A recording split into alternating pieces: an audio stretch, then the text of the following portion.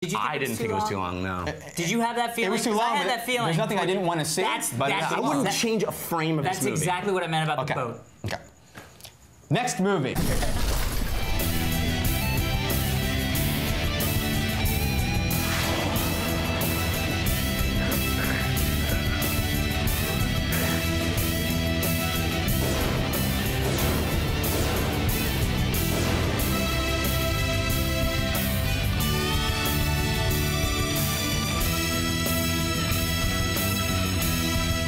So in the spirit of The Dark Knight, we went back for our comic book section this week and read one of the classic Batman stories. It's actually even more than that, it's a classic Joker story, and it's The Killing Joke, and it's a book that was released in 1988, and it's written by Alan Moore, the epic Alan Moore, whose Watchmen we reviewed, and who also wrote V for Vendetta and From Hell and League of Extraordinary Gentlemen, which you mentioned in this The comic, episode. not the movie. The comic, not the movie. He doesn't have anything to do with the movies. He very much stays away from that. And it's also drawn by Brian Bolland, or Boland, I don't know how to pronounce his last name, whose art It's Wellmo. whose art I adore. He doesn't really do art, any inside interiors anymore, but he does a lot of covers for DC books still. Inside interiors, that's a really cool inside baseball way to say it. Anyway, so this is basically, it was a one-shot that was released in 1988, and is basically the Joker origin story, or one version of the Joker origin story. And the really interesting thing about it is that it kind of uses elements that were introduced way back in 1951 of this kind of Red Hood character that the Joker was for a little bit in the comics. It's a complicated tale that interweaves flashback with modern time, and it pits Batman against the Joker, and we are told at the beginning that eventually one of them is going to kill the other. I'm very interested to hear what you think about this book, Dan, because you are on the record as being very... He doesn't give a shit about me. Yeah, I don't give a shit about That's right. Okay. It's okay. You're on the record as being very anti-Alan Moore. Yes. Right? Who's, kind of hurts my soul a little bit every time you say that. I haven't done into that. But this is a very different kind of story than Watchmen. I actually have enjoyed a couple of issues I read of Top 10 and the other one. Top 10 and the other one with just a superhero guy. I've enjoyed those. He did a run on Supreme, is that what you're talking about? No, there's Top 10 and there's another one. We'll come up with it later. I don't want to tie up time. That whole Maybe line. You're still doing it. Okay, all right. So anyway, I seem to not like his more literary efforts, but I like his. Well, what's the difference? I mean, what did you think of this one? Okay, The Killing Joke. Now, let me say, Killing Joke might be the first graphic. It is the first graphic novel I ever bought. It's not the first graphic novel that I ever bought that I still own, because my mom confiscated it from me when she saw. Your mom confiscated it. There's a sequence with pictures that are very risque. And really not that bad. That was when you're a kid, it was 1988. I was 7 years old. And and it was where we discovered Suggested for Mature Readers on comics, and I was then only allowed to get comics approved by the Comics Code. Anyway, love Killing Joke, love it. It is amazing because it's the art is incredible. Incredible. It's very realistic, but simplified. We'll call it Simplified? Rimplified. I don't know. Rimplified. That sounds way not sexy. It's wonderful art, and I don't know who to attribute, if it's the artist or the writer, but the things that are chosen as shots or the frames, you could not translate it in a movie. I don't think it works in a movie to have like a perspective shot of a point of view shot of Batman's hands, and he's just grabbing the Joker and he looks up and then he sees the white streaks on his hand and he says a line there that's very poignant to what you're seeing. If I saw that shot in the movie, it would feel kind of hokey. Well, and that just goes to say that comics are so their own art form, and that's what I would argue is the genius of Alan Moore. I mean, he's famous for writing novels about what should be in the frame, right? And I would suggest that's probably the case in this instance. And I think, that's what I love about Watchmen too. And I'm surprised you love it here and don't. Watchmen and V for Vendetta and those things are all very dense. And League of Extraordinary Gentlemen, very dense and literary. And this is sparse. There's not. and it's actually very. There's some of the writing that I don't like. But because the ideas that are expressed are so rad, it has some of the problems that I've expressed in many comic book segments, where it's very expository and people are speaking words that is not very human behavior. It's comic book behavior. But because what they're saying is like the best of comic book behavior, I don't care. And I know this issue that we read was recolored, but the like flashbacks are in black and white, and yet specific things are in like.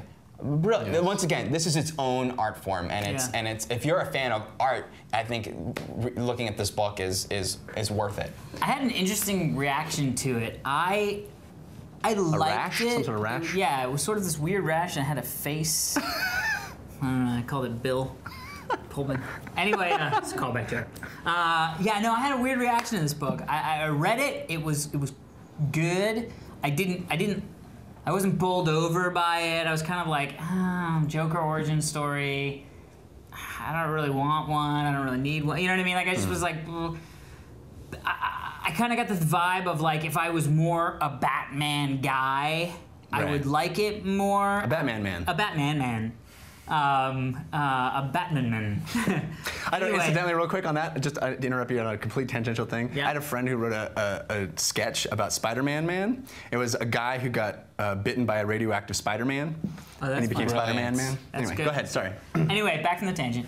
That said, I read something at the back of the book that was the guy, and I don't know if it was the creator of the Joker or what, I can't remember who it was, but he had said something about the fact that when it was pitched to him, was it Tim Sale? I think it was. Tim Sale wrote the intro to the, we read the deluxe edition, which is the new hardback that was released in 2007. Yeah, so this had like a little backstory from somebody, I couldn't remember who it was. It was the artist. Yeah. Brian Boland wrote the back one. Okay. Tim Sale wrote the forward. So it was the back one, and the back guy was like, you know, when this was brought to us and said that we're gonna do, you know, this Joker origin story, he was like, I don't really like that because Joker, there shouldn't be an origin story. Like that's one of the things that I love about him is that it's sort of vague, you know, it's not about that.